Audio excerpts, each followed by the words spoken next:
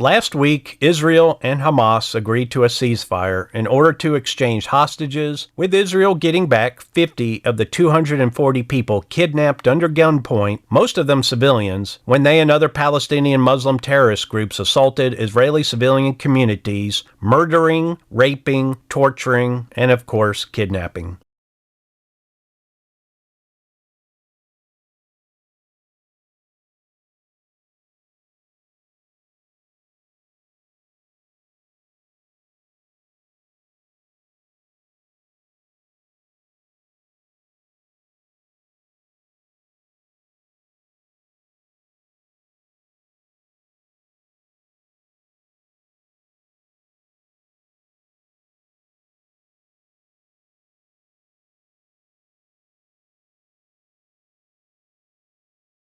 In exchange for these 50 innocent civilian hostages, some of them not even from Israel, Hamas is getting back 3 times that number of charged or convicted terrorists and criminals, being termed children or minors by leftist and Muslim media almost entirely without a single reference to or mention of the context to the violent crimes they committed, including murder of Israeli civilians by knife attack, car bomb, or other. The Biden administration is almost certainly and probably completely responsible for pushing this tactical, strategic, and messaging blunder that will be used as propaganda and will allow resupply and regrouping of these terrorists, will allow them to move their weapons, assets, and the other hostages not being released, making current intelligence at least somewhat unreliable. It is also going to be used by leftists to push for some kind of major alteration of current Israeli military strategy, with the massive ignorance of people who either have no understanding of even the fundamentals of warfare or the political and on-the-ground threat situation, never mind a shockingly ignorant grasp of these terrorists and their motivations, or else they do know all too well and support it.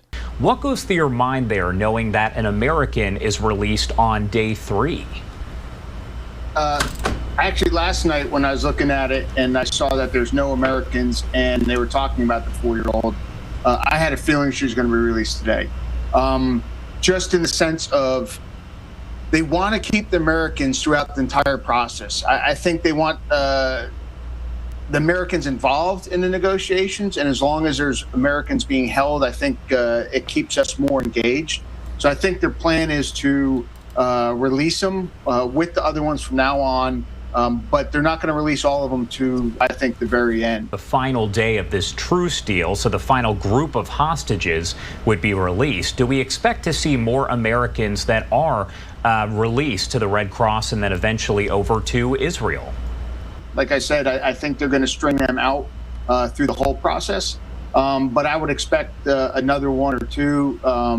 And I think it has a lot to do with President Biden and Americans being involved so much with the Qataris in doing this. This would be the same Joe Biden who is responsible for the crushing surrender and historic retreat of the U.S. military from Afghanistan and the complete abandonment and subsequent total destruction of the legitimate Afghan military and leadership. The abandonment of Bagram Air Base and redeployment to a less secure airstrip that further led to 13 U.S. service people being blown up in a completely predictable bombing. I could go on all day. Never mind the crimes and torture and cruelty that was waged against the Afghan people following the Taliban's complete takeover of that country. We've just been out onto the streets. The most striking thing out there is we didn't see one single woman. Half the population is now hiding behind closed doors. There's deep fear.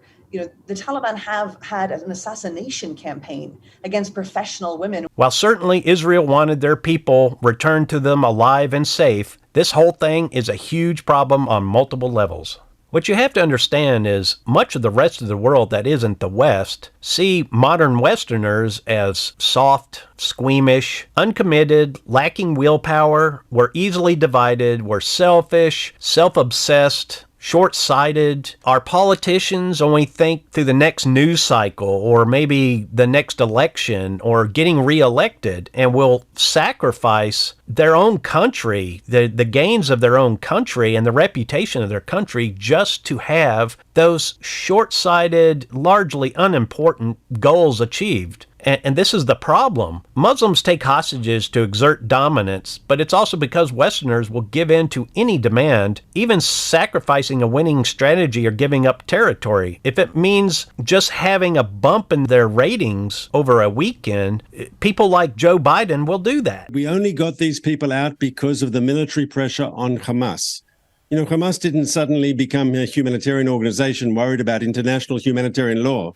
On the contrary, they're a group of terrorists, they're extremists, they're fanatics, and they're brutal. We've seen their brutality, the way they killed our people. They have released hostages because of the pressure that they were under from the Israeli Defense Forces. We were breaking up their military machine. We were eliminating their senior leadership. They were desperate for a timeout. And the only way they could get such a break, such a respite, was to agree to the release of hostages. And also, Muslims recognize that our main advantage is we have relied on our massive economic prosperity and modern technology, but otherwise we are soft and squeamish about doing what otherwise we'd be forced to do if we didn't have those advantages. We would not be conducting some of the strategies that we go about, including things like this ceasefire with the hostages in Israel, if the odds were more technologically even, and in Israel, for example, didn't have the Iron Dome, or the United States Biden didn't have aircraft carriers in the region, we would not be giving up tactical and strategic advantages for, I hate to say it, for a few dozen lives. It is a numbers game, and they have been winning in a lot of ways, because a Muslim wielding a $15 hand axe or a handmade knife can kill a Christian or Jew and then cost that local community or even an entire nation upwards of millions of dollars, as that city has to change and alter their security and increase the amount of guards that they have, put up cameras, and use other technologies. Now, some of these technologies, they're cost effective and they give quite a bit of bang for their buck, but it's not costing these criminals and these terrorists very much to do massive amounts of damage, just completely out of proportion to the amount of expense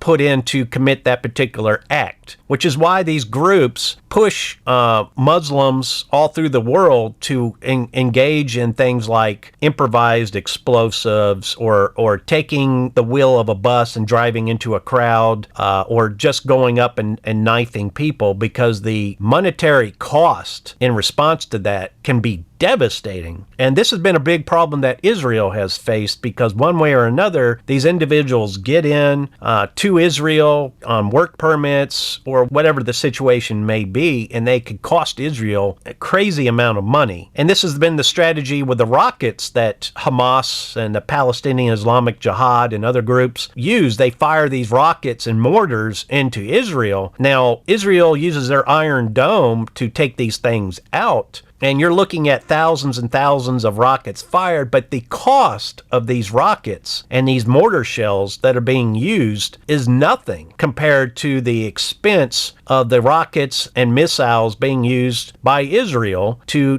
counter these things. Like the Iron Dome costs a fortune to run. Now, they've had some technological improvements lately using a laser system, but it's not something that can be solely relied upon. It's something that augments the Iron Dome and is part of it. Regardless. These guys can bleed entire nations of a sizable portion of the GMP to combat single pipe bombs and knife-wielding immigrants. The West will not do what is absolutely necessary, what they should be doing, what we should be doing instead. You have groups who are a direct threat, and because you're scared because of the diversity message and the multicultural message, you will not do what is necessary to protect your people. You would rather import massive amounts of people who are a threat to your own. I hate to say it, but the West has become soft and squeamish. Our politicians and many of our civilians, we have completely forgotten how to do, and that we should do, what is necessary to win wars, to further our culture and our civilization. Patriotism has become a taboo thing. In order to fight war, to fight in a war, to further your civilization, which you absolutely must do and should do, you have to sacrifice. You have to do what is necessary. And you can't be squeamish. And I hate to say this, hostage ceasefire situation in Israel is a perfect example. The tactical and strategic disadvantages of the advantages given up by doing this, never mind the propaganda that's going to be used as a result of this, and the fact that you're giving up in a war, you're giving up the momentum that you had. I mean, a lot of the intelligence that Israel had is just worthless now. As Hamas moves their assets around, they hide hostages in new places and so forth. All the prisoners that were captured who knew about where something was, we are giving Hamas time to alter that. It's just ridiculous that how soft the West has gotten to be. Fighting a war like Vietnam, much less one like World War II, where battles would see not a dozen or 50 Allied lives lost, but thousands. I mean, that's what you had to do. You obviously tried to spare your sides as many lives as possible and tried to spare civilian lives as well, but there were also times where you had to absolutely decimate the area in order to gain advantage, gain momentum, to take ground. In war, you didn't just attack the army, you attacked the will of the enemy. And this is something our enemies understand very well. Our enemies in Vietnam understood this extremely well, and they used that. It is actually literally why we lost the Vietnam War, where we won most of the battles, but Ho Chi Minh and the others attacked the civilian American willpower to stay in the fight. And they used that pressure and that manipulation of the civilians, who then turned around and forced the politicians into surrender. And that's what happened. We retreated in the face of the enemy because our enemies understand us, and we have weak leaders and easily manipulated civilian population who will just give up huge hard-won gains that took 20 years to achieve, and just give up overnight. You have to be hard. You have to be determined. And you have to be willing to stay in the fight even if it takes decades. You have to be willing to bomb areas to destroy enemy assets and weaken the resolve of the enemy people for that war. And let me be clear, I don't mean targeting civilians. I don't mean spreading terror. I don't mean willingly and purposely engaging in cruelty, torture, rape, and other atrocities. I mean targeting military and strategically important targets. You have to be able to do that. But I do not mean targeting civilians because you want to spread terror amongst the infidels or demoralize an enemy. Your enemy will be demoralized when they are seeing that they are losing the war, when they suffer indirect hardships, things that are unfortunately part of going to war, especially over a prolonged period of time. You do not seek it, but it is part of what happens when you go after the assets of your enemy, their reserves, their fuel, their supply lines. It just is part of it. And you have to be able to do that, to sacrifice, to be hard. We have lost this. The hardness and will to potentially wage decades of war to ensure not just the prosperity of our culture and civilization, but even its continued survival. And this has been called up into question.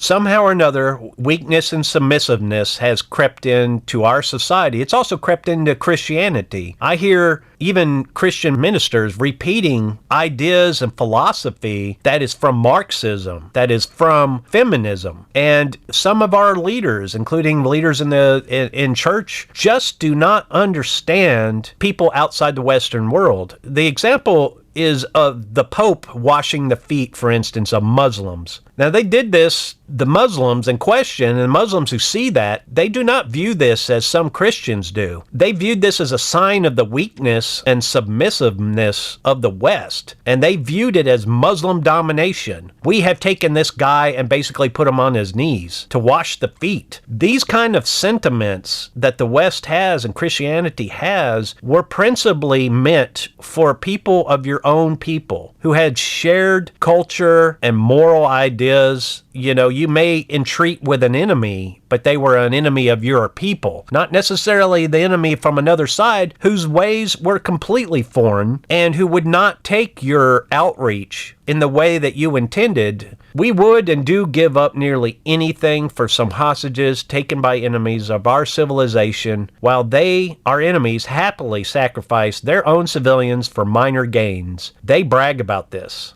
Some in the West argue this is a sign we are on the side of right and good. It's not. Our culture, traditions, and beliefs were always pertaining to others sharing our same beliefs and cultures, or at least having enough similarities. The Olympic Games in ancient times were for those city-states and nations, albeit many at war with each other, many who hated each other's guts after decades or even 100 years plus of warfare, but they nevertheless shared mostly the same culture, religion, beliefs, and principles. It is naive, dangerous, and stupid to engage with enemies of your civilization and way of life. Giving in to hostage takers' demands is dangerous foolishness, and it displays lack of strength and will. The other side sees it as such. We need to be approaching these situations with a long-term view, with a plan, and that needs to be out not just the next news cycle, not just over the weekend, not the next election. We need to be thinking in terms of decades, 100 years, 200 years. Otherwise, everything we care about, our entire civilization, will be wiped out.